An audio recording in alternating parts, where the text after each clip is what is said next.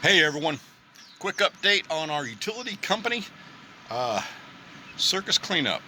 So anyway, I finally found the source of the problem. All the way down here, this pipe's probably lower 4 feet below ground, and you can see how it's just coming along and adding water.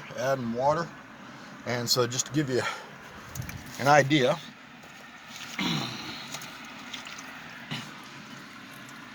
here's the one.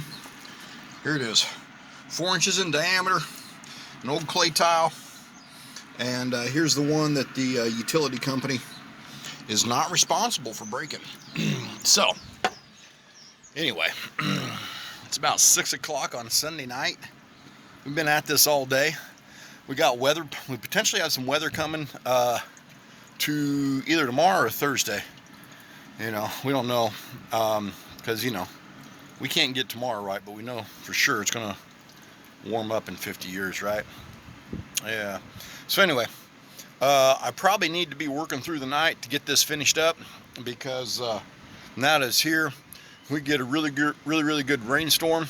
Then the trench is going to fill up, water rehydrate all the clay, trench collapse, and then that'll be it, man.